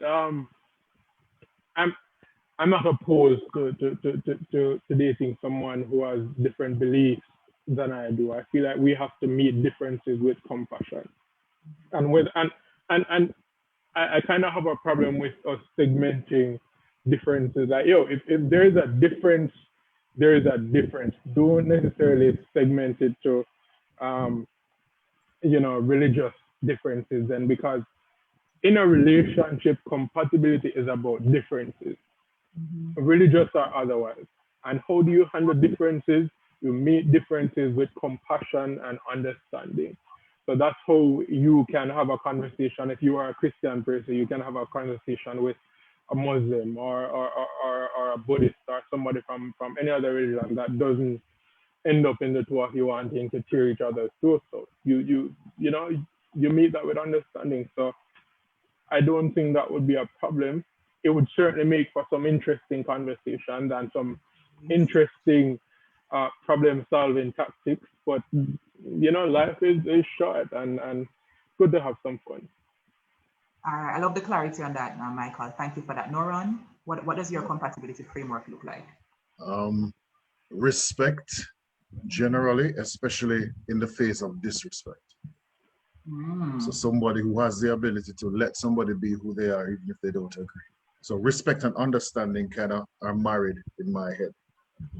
You're not going to be the same as everybody. You're not going to agree with everybody. But if you give somebody the right to feel how they feel, disagree with them, but still show them respect, even if they've shown you disrespect, that is a compatibility thing. Very important. I need some, for me, this is going to sound a little weird, but somebody who doesn't need me. Emotionally, somebody who is emotionally independent, meaning they don't require my consistent company to feel like I have a particular feeling. So if they are going to judge my interest or love or whatever based on how much time they want me to spend with them, that doesn't work for me sometimes, because I need somebody who can look at me and say, okay, I don't want to see you right now. I'm not upset with you, I just don't want to see you. Somebody who likes to have their own time, their own mental space. That is important, because that's exactly how I am. And I think it's healthy for people to step away from the person that you love the most, be able to, if it's even for an hour, just to center yourself and do you. You can't always pedestalize the person you're with, even if they're great. Understand, be by yourself sometime, enjoy your own company, learn the pleasure of your own company. I would also say maturity might sound vague, but there has to be emotional maturity, emotional intelligence. Somebody who can have a conversation, even a heated one, but still maintain a level of calm. Not a hothead, not a kind of person who's going to say something disrespectful and say, oh, I said it because I was mad. No, you said it because you felt it, or you wanted to hurt my feelings. That's not an accident. You did that on purpose. So someone who has the emotional maturity to recognize when they've done something that they probably shouldn't, or have the ability to take on personal responsibility and say, yep, I did that. It was wrong, but I did it. So that level of self-honesty, that's my final one. Clarity. I love the clarity in it all. What about some of the smaller things, like someone who has different spending habits than you, someone who has different cleanliness or mess tolerance, right? Or risk tolerance. I've seen couples come to me for therapy, and one of them is saying, make we put the money in a high risk investment, and the other one is saying, no, over my dead body, because they have different tolerance for risk. Are any of these deal breakers for you if the compatibility gap is too wide? Michael? I don't think that any problem in a relationship is insurmountable. That's why I believe that meeting things with understanding and compassion are important. For that specific scenario that you mentioned, difference in spending habits or investment habits. Listen, an investment, small or large, is a risk. And so you have to understand that then in that specific case, if you want a chance, and this goes for my belief in love as well. I feel like you can't you can't find love, or you can't get to love by playing it safe. The fortune favors the bold, and to get something as great and as profound as love, you have to risk big. And so for those situations, it's about understanding, looking at what the consequences are rather than focusing on the actions, and ask yourself, is the consequence of this particular action something we can handle in a civil manner where we can get to an understanding? So, all right, let's say you put 5,000 US into that investment and you lose all that. Is that something that we can recover from? Find middle ground, have compromises there. And that's what I believe about that. Thank you so much. Noran, quick thoughts on that. Are any of those deal breakers for you? The ones you said, well, you know what? They won't break the deal, because the deal may not be started in the first place. Because again, my practical mind comes from the space of, if that person is a wild card and you are not, don't do it. I understand what Michael said, fortune favors the bold. That's experimenting. And if that's what you want to do, hey, that's fine, because sometimes you book up something I didn't even realize. But if you know what you want, and you know that eventually this is something I cannot live with, don't do it. Yeah. So I think what I hear both of you saying, though you're not on the identical page, right, is it sounds like Nattoo is saying, once there are some core values that we have in common, then we can flex and respond to other differences. Is that it, Nattoo, would you say? Yeah, that's it. Okay, yeah. And I agree with you. I agree with this point. I see a lot of validity in this point. But if you are, from my point, if you are trying to have a successful relationship, yes, there is some trial and error, but you have to know what you're trying. Right. And that's basically what it comes down to. Do a little more research, and if you can live with it, hey, do it. If you can't, don't try. When it doesn't work, you still think that everything else is wrong with the world. Try harder, or don't try at all. It's just depending on what you want. So listen, this has been the Wise Men segment, and from what I saw in the comments, I think everybody was like, Kamala, you were right. And I know that these men are truly wise. I loved this piece of the conversation, and I want to wrap it by welcoming back on stage Bishop Dr. Carla Dunbar, right? And we're going to literally dedicate this segment to our amazing viewers who come in here every week, and we're going to dedicate some time to answering their questions. And we're going to also give maybe 2 or 3 persons the time to actually raise hand and come on microphone to ask a question that maybe is not in the Q&A box. Before we go any further, because this is the JN Life Class Series, JN Circle Life Class Series, we have some giveaways because JN is kind and generous. And so I'd like to offer one, notice I said one, very fortunate member of the viewing audience a chance to win an Amazon gift certificate to buy something nice on Amazon. And in order to win this is what you have to do. You have to put the first person to put the correct answer in the chat, as judged by Bishop Dr. Dunbar, will win. And why I choose Dr. Dunbar? Because I fear something we're going to use as the first giveaway point. Bishop said that she offers one boasty product that named the MRI. The first person to put what her MRI stands for in the chat correctly, as judged by her, will win the Amazon gift cert from the very generous Jane family. And I hereby open the competition, right? Let's see who wants it the most. Alicia said marriage, relationship, and interaction. I saw it, God, Bishop? Sorry, my darling. Samantha said marriage readiness what? Sanika says marriage readiness index. Is that it, Doc? No, please.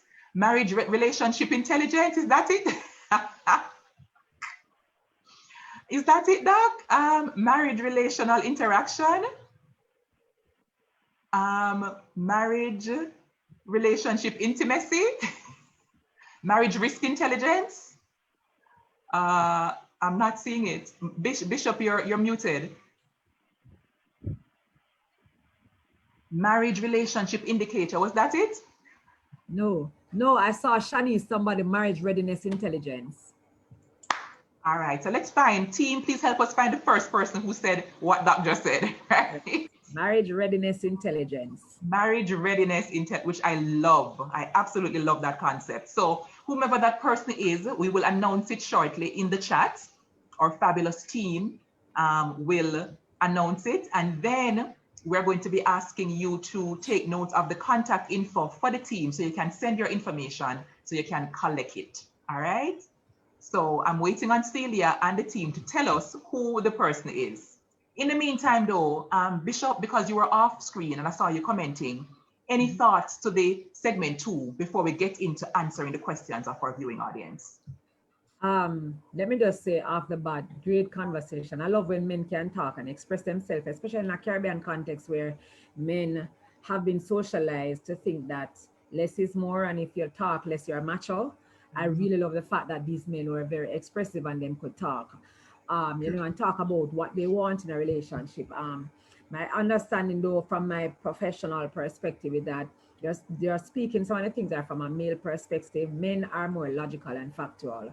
Women are not, right? We are very feely, you know, emotional, right? We are made that way, by the way. We are made that way to be more emotional connected. It's not that men are not, it's just that in terms of percentage sometimes, and that's not a general rule because there is an exception to the rule, but on a wide scale, females are, I would say, we run on emotions like America run on Dunkin' Donuts.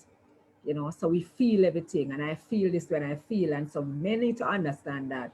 A lot sometimes when we say we feel or we're doing this is how we feel right now, it doesn't mean that that's what we want to happen. It's just how we feel. Women are multidimensional and complex. We don't even understand ourselves, much less time for men to understand us. So, you know, so basically that. But I love some of the perspectives that I saw coming. I love Noran talking about, you know, what he wants in a relationship, and about the peace, talking, I think it was Michael who talked about the peace, right? That kind of a thing. You know what you want, and you are able to say it, you know, that this is what you want from a female, but I just want you both to understand, whereas you want this, I don't want this clingy thing. Nobody should want this clingy thing, because the truth is, you are one when you come into a relationship, especially if you get into a marriage, you are one, but you are individuals. And so I go for space too, because, you know, the whole of last year I had to be teaching person. So to give each other space, man, you are one, but the person's an individual, and there are different things that make them tick, and they need to recalibrate themselves. And, you know, I love privacy in a relationship is important, not secrets. There's two different things. Secrets are not okay, but privacy is okay. You know, allow the person, you know, yes, not to be clinging and all of that, but women, you know, we love to be validated by you telling us that you love us. You know, it's the difference in the sexes. I mean, if Adam had woken up from the anesthesia that God put him under to take Eve out of him, and when you woke up, he saw somebody with 17 shoulder, biceps and triceps and six-pack, he made that fall back asleep. We are created differently, not just outwardly, but also internally. Thank you, Doctor. So we have so many questions in the chat, and I love how engaged our audience is. One question here came in from, I'm going to try to pronounce it, Jasonia Marcos. Should one divorce a partner after you discover unfaithfulness for 15 years?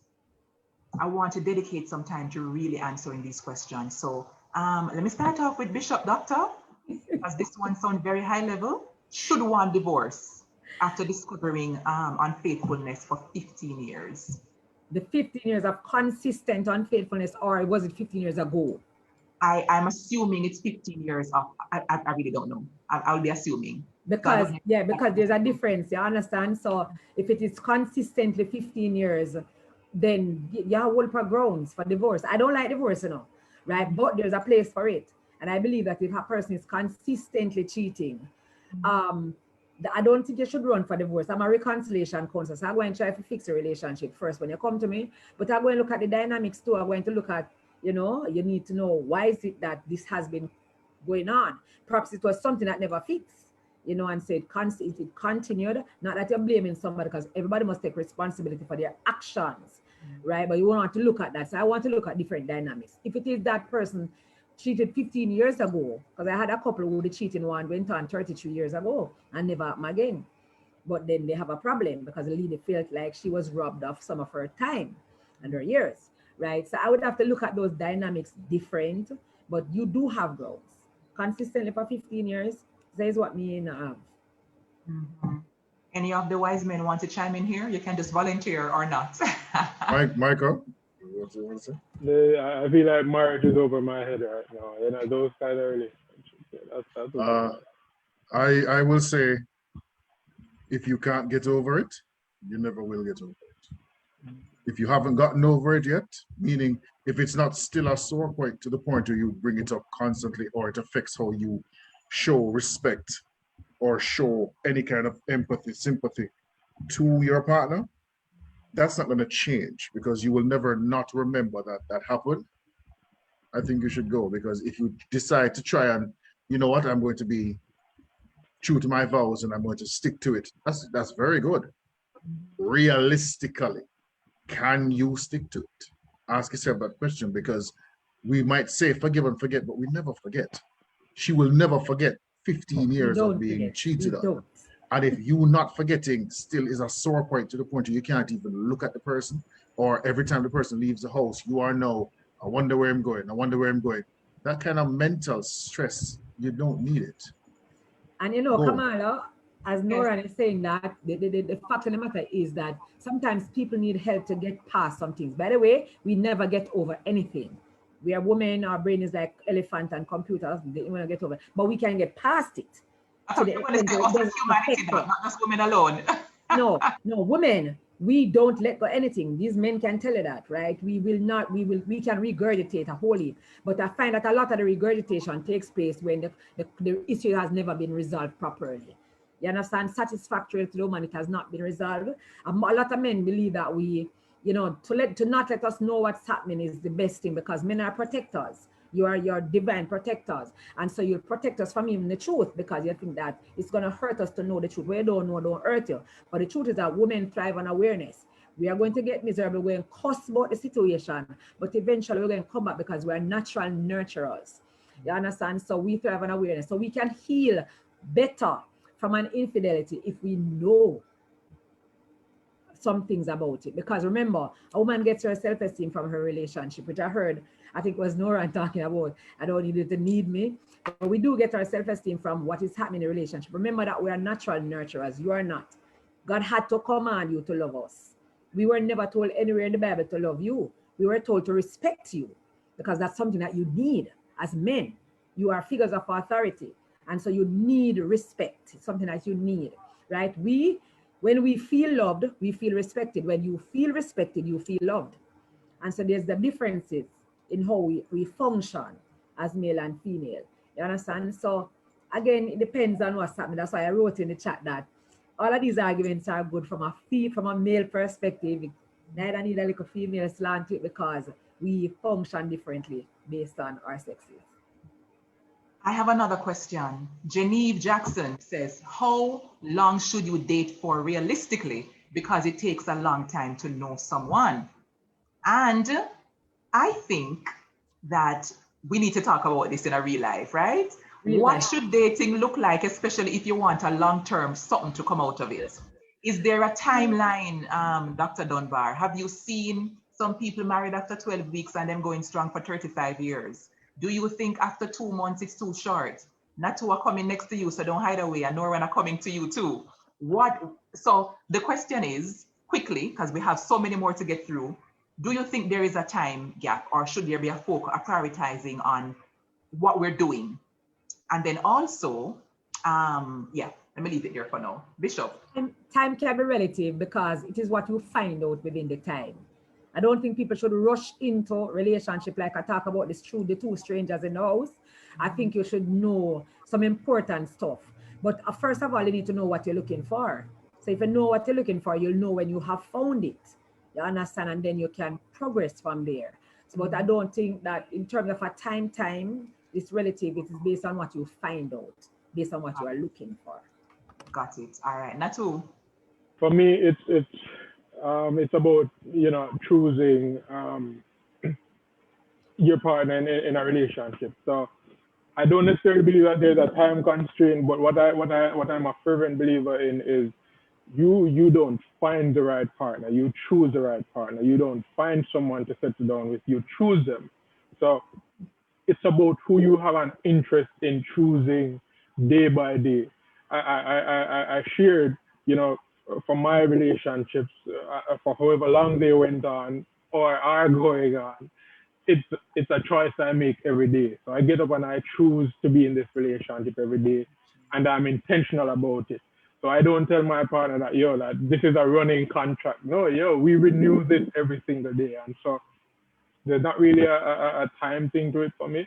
It's about the intent and who we want to choose for however long we feel like choosing them or are incentivized to choose them. Thank you for that, Nattoo. Noran, I see Bishop smiling. If you have, ask yourself first, am I looking at a watch? Am I thinking about how long I have? Is this time question related to me or you? Because I can't say to somebody dating for 2 years is too long. What are you looking for? Do you have preconceived notions? Do you have tent poles that you decide you have to reach, like a, you know, marathon mile marker 4? Because if that's what you're going for, then no matter what answer I give you, everything is based on what you want.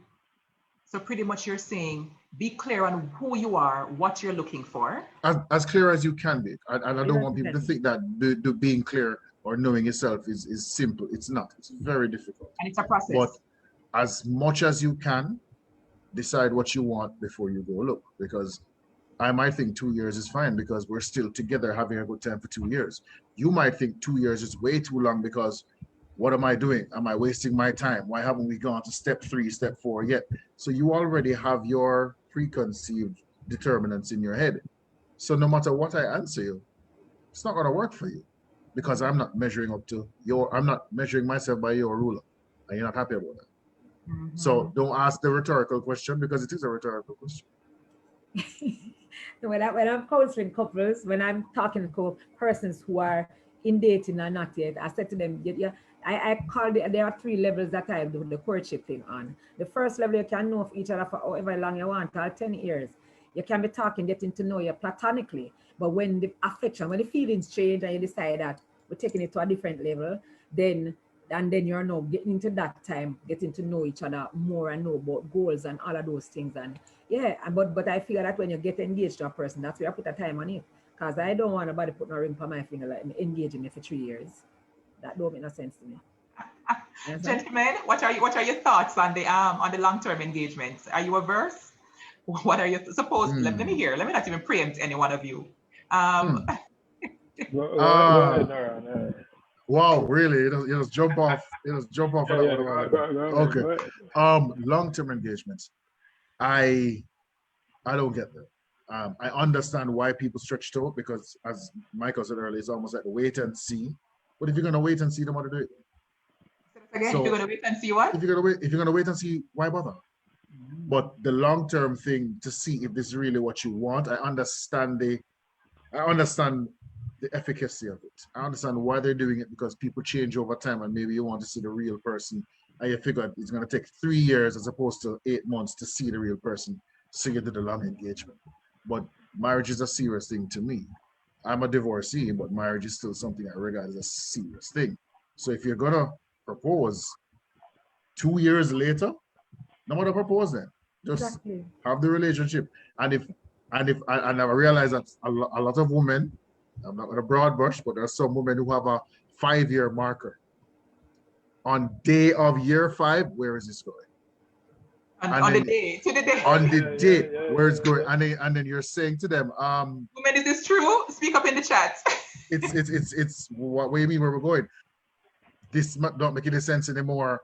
why aren't you marrying me? It's been 5 years. So it's like, when did we have a time capsule on whether you're marriageable or not? And this is gonna sound a little harsh, but ladies, coming from a man, we either want to marry you or we don't. If we're not, it probably means we don't want to. Because if we did, it would be an easy decision.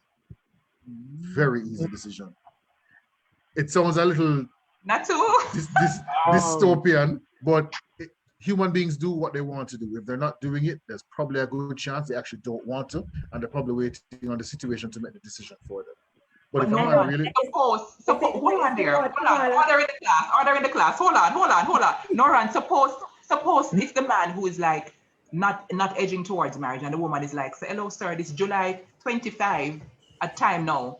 Suppose the man keeps saying, just give me 1 more year, man, because I just want to get the masters, and I just want to get the new promotion. Yeah, but he's not being honest, right? He's not being honest, because but men, Bishop can tell me if I'm wrong, with men, we want to make sure that we are okay enough before we're married, because we have our own tent poles along the way to say, I want to make sure I have this, I want to make sure I have that, because we are determined how much of a man we are by the success of our relationship sometimes. So we also have our version of what I was saying that women do.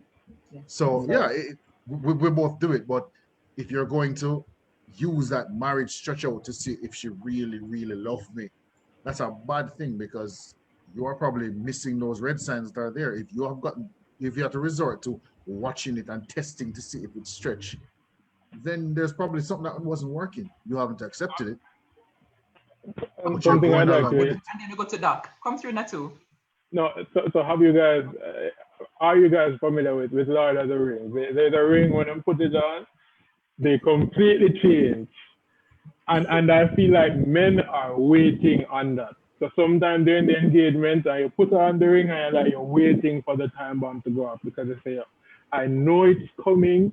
I don't know where, I don't know how long it will take, but it's coming. And I need to be able to cut my losses and move without the legalities involved. So let's stress this engagement thing out for stress a bit. test. That's the word. Stress test. So listen, I get the logic in it, and that's why I said earlier, men feel like we have all the time in the world, and women feel like we have none left. And so those differences in how we perceive time is one of the major problems in that engagement thing. And specifically as it relates to like a long engagement, I don't necessarily believe in it, because I feel like if you take the step to propose to a woman, then there is a great amount of clarity in your mind that this is, what you want to do, unless the woman has the Frodo effect where she changes after she puts on the ring. So. Sometimes. 1 second. I'm just saying that, both guys are coming from very good place with the line of reasoning, right? It is so true. Men, I don't believe that men are inherently bad like other people do. I believe that men will take a while to commit because they want all the factors in place that Noran spoke about. Men want to know that they are naturally the providers. They want to know that, them attain certain level of things, before them settle. But I believe that when them do say them are going to do it, then them are do it. They're going to do it. Women, the reason why women look at time, Noran, is because it's fertility. A lot of the time it's fertility. It's biological clock ticking. And that is the thing for them. Mm-hmm. Why I think that a lot of women look at the time factor, because you're looking at your ability to conceive at a certain age. And you don't want you and your granddaughter end up in the hospital at the same time having baby. So women look at these things. You understand? And so these are the things why women look a lot at time. And then to know it's not that marriage is more important to the woman than the man, It's just that is really how it is, and we both look at it from two different lenses, but I believe that when a man commit, them commit. Noran, come back in now, please. You were going to add on something. I was going to add on that sometimes we don't realize that it's actually self-sabotage.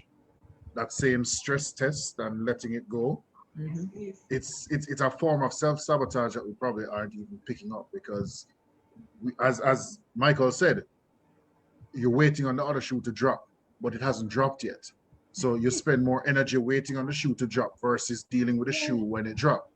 So sometimes it's actually self-sabotage because, you know, we will talk ourselves out of it because I don't think people are afraid to fail. I think people are afraid to succeed sometimes. Because if you succeed and you get this woman and she's now your fiance to be your wife, you now have to step your game up 10 times because she is how she is.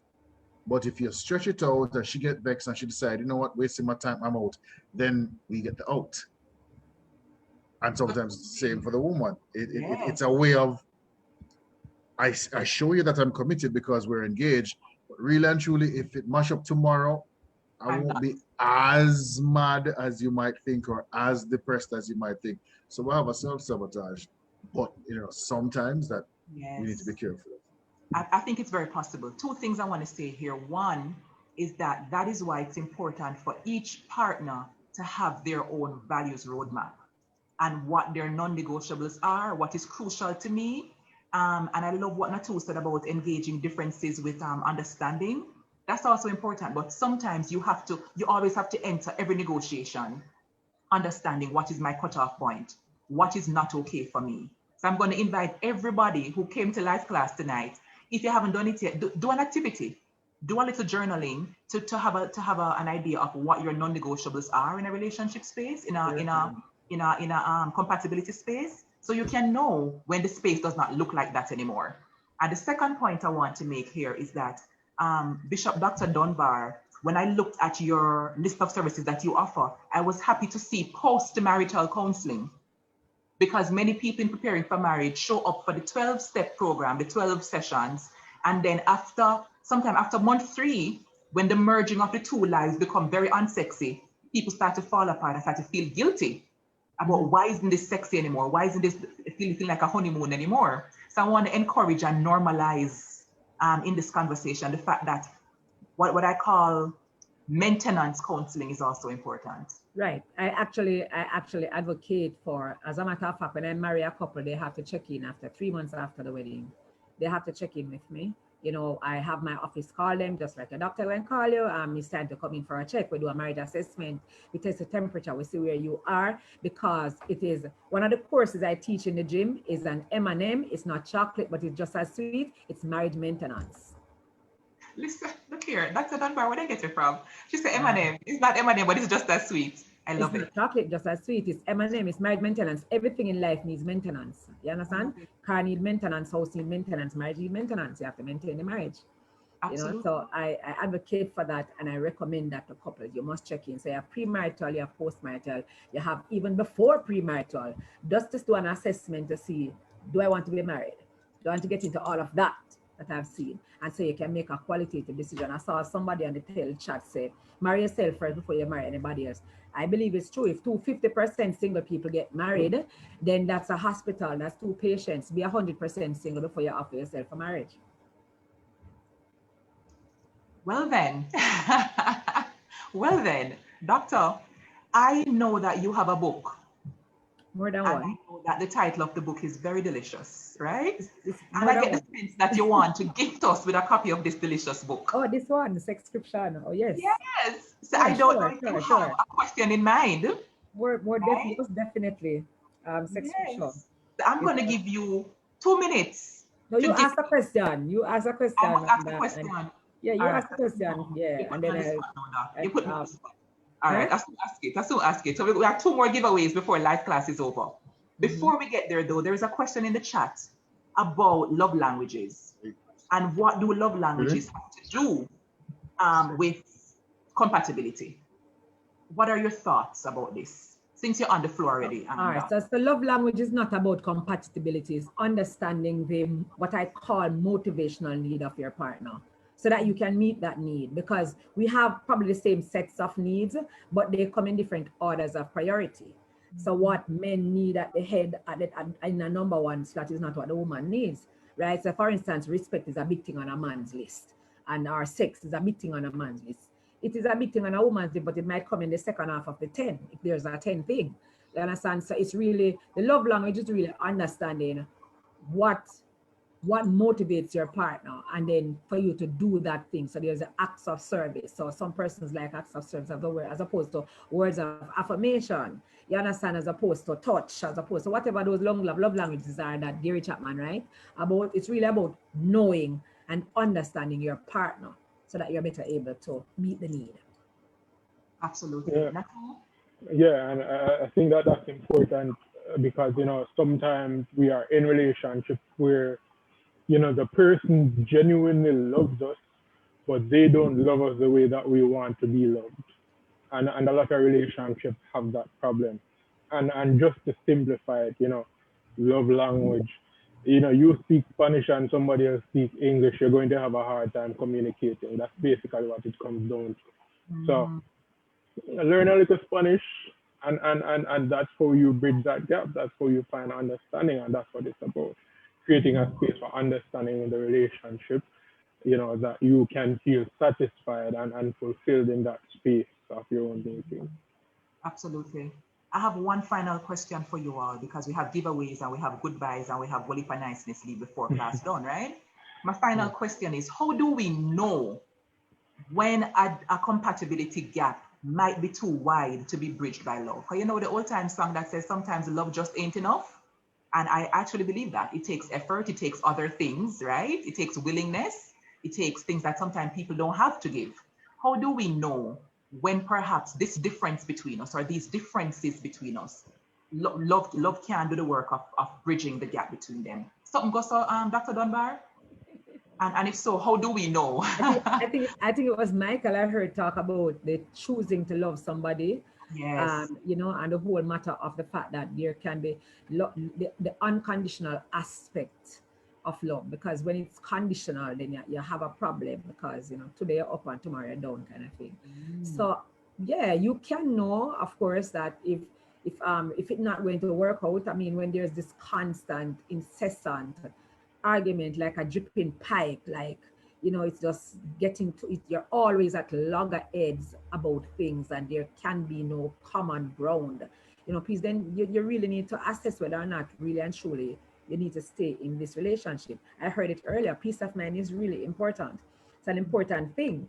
Of course, men can get the understanding that women are nagging, and that's why God tell them that it's better to live in the desert than with a nagging, complaining wife, or to live on the roof of a house than with a woman who nags and complains. Because strip off everybody close to talkers.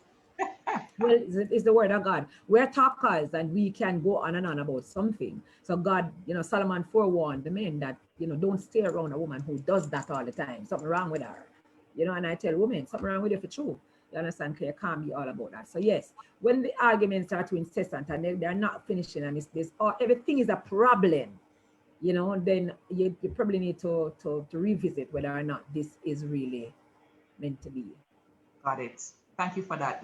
That's so many important nuggets there. Noran, is there such a thing as a gap being too wide to be bridged by love? And if so, how we know? You're muted. Yes, there is a gap that can be too wide. Sometimes it can get so big, it just, you can't plaster it together. How you can, the second part of the question was how it can be prevented. You can prevent it. The second part is, yes, how do you know when it is too wide? Yeah. By trying to look at it objectively as possible. I know it's dangerous to bring other people into your relationships, but if there's somebody who you trust, who actually you can tell has your best interest at heart, run it by somebody and say, what do you think of this? Because that might actually trigger something in your mind you didn't even think about. So debate is really good to kind of give your mind a scope. But if you're going to be in it and you can recognize that it's no longer tenable, you should be able to end it. Not just on a willy-nilly fling because you feel like, but have the conversation with yourself to really dissect and go through what you're feeling, look at the evidence from the past, look at the direction it's going, and have the conversation. And if you can have an honest conversation and then nothing changes, then you might consider it's run its course. All right, so that's 2 of 3, saying sometimes love just can't bridge it. Nattoo, what are your thoughts? I used to believe that love was I think I still do to some extent, but we live in a very practical world. And so we have to have some measure of practicality in our relationships. And so as to whether or not, some issues are so wide that we can't get over them, I feel like how you know when that's the case is when you cannot peacefully apply effort. The relationship requires effort to continue. The relationship requires effort to grow. So the moment you can't peacefully try to make the relationship work, and not just peaceful in the sense of, physical aggression or stuff like that, but peace of mind necessarily. If your partner can no longer maintain that space of peace for you to try to make this relationship work, it's probably time to go. They say if you have to force it, it's probably you know what. So, right. Mm. Listen, Nattoo is a writer and a poet, and it definitely is showing It tonight. shows. I It love, shows, bro. It shows. I love that last part. When we can no longer that should be in a textbook. When we can no longer peaceably apply effort, it's perfection. So big up Nattoo, one of the two wise men tonight. I love it, love it, love it. Now, giveaway time. My question: to receive a copy of Bishop Dr. Carla Dunbar JP's book entitled Sexscription, I want the first person to type in the chat, accurately type in the chat, that wonderful quote that Doc dropped earlier about the flexible. The first person to put that in the chat correctly, first, oh my God, are you serious? No, Sheree, I'm a little bit suspicious of you. Sheree got it right. She got it right. She was waiting. Sheree was not Never waiting even on anybody. Sometime. Well, congratulations, Sheree. You got a prescription. A prescription for sex. Hallelujah. I'm ready to drop it off and I'll send it down. The Lord spoke to her spirit. Congratulations, Sheree. And then now, I have a question for you to win the other beautiful JN giveaway, because it is the JN Life Class series. March is just starting to type. I'm so sorry, March Matthews. The question to win the Amazon gift certificate from our beautiful JN family is this. I want the first person to drop in the chat 2 of the love languages that we discussed in one chat entry. 2 of the love languages that we discussed, drop it in the chat, and the first person to do that will win for themselves. So everybody going fast, and I said 2. 2 in the first chat. So take the time and write them out. There we go. So I see Ren. Ren says service and intimacy. I think we can give it to her, right? Acts of service. No, I'm sorry. Not intimacy, no. So that's not correct. Sorry. So Lord of mercy, so many people. Cecilia, help us again, because they're coming in fast and furious. Yeah. And while the team is figuring out who won, right? I'm going to ask Doc to respond to a question. What is the cost for the book? And do you have a link? Did you drop a link in the first post about how people can order your book? Oh. And also, Nattoo is coming out with a book very soon. No surprises there, right? So Nattoo, please drop your, I don't know if your date is coming, give us some info in the chat as well. But let me go back to Doc about the costing for her book. All right, so my books have different costs. A Sexscription is $2,005, but I also have the Couples Devotional, which is a textbook for the course coming up, the M&M. It's a 52-week couples devotional. So Sexscription is $2,500. This one is $3,000, and Change the Journey is $1,500. They are all on Amazon. They're in any local, they're in all of the major bookstores across Jamaica and Fontana pharmacies as well. Or you can just contact us and get it from our office. We're in New Kingston, so right there. Right. Perfect. Nattoo. Yeah, Awesome. in about 2 weeks, the Mud Boy will be a book consisting of some of my poems and spaces for persons to write what the poems inspire, or to just write things of their own. So interesting, and I'm excited about it. Yes, somebody answered the question. So it's Nika. Jerry, congratulations. Please send an email to the one the team dropped in the chat to retrieve your prize. Nattoo, do you want to share with us the name of the book? Live, Love, Laugh. That's the name of it. Yeah. Live, Love, Laugh. Yeah. Awesome stuff. Sounds like a happy book. Yeah. And here we have our Thrivometer post-class poll, because we want to hear if you learn what you came to learn. And we also want to hear how you are feeling and what you have learned from our class this evening. So I'm going to ask you all to respond. But while it is that you're responding to the poll, we're going to pull up the results in a few minutes. I want to remind us that this is just week 1, class number 1 of season 3. We have 6 more weeks to go, and they're going to be awesome. I'm so grateful for all of you who came to this class this evening. Please tell a friend next week, because we want to just spread the message of positivity. We want to spread the message of self-growth and development, and just have space for more powerful conversations. Jamaica needs it right now, and the diaspora needs it. So tell somebody, come back next week. What time? 6:30 p.m. right here for the JN Life class series. I'm seeing Yaniv Nelson. Yaniv says, I would amend that from Nattoo in the context of marriage. When you cannot peacefully apply effort, it is time to seek help. Absolutely. Yes. Something that's broken is not beyond repair. I would want to add necessarily reconciliation or renewal, as long as the commitment is there, and that the key to sustaining marriage commitment is also there. Yeah. Well said. Well I happen to know Yaniv and his wife, so I feel extra proud. I want to also ask those of you who have been in life class from season 1 to just send me in the chat so we can big you up before we go. And remember to register for next week's class ahead of time. All right. I'm going to ask our tech team to kindly share the results of our poll so we can just wrap up with good energy and thanks to everybody.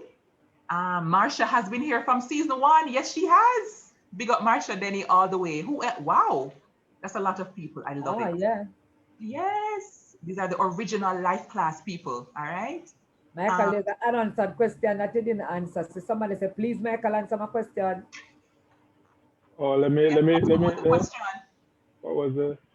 So Tammy, please repeat the question in the chat for us so we can pull it up. Yeah, I didn't see that one. Tamara writes that she's a day 1. Beautiful. Let's go now. Has your mood improved since the start of class? 85% of you said yes, and 11% of you said sort of. That's amazing. I am more aware of the different areas of compatibility in relationships. 99% of you said either yes or sort of, which is amazing.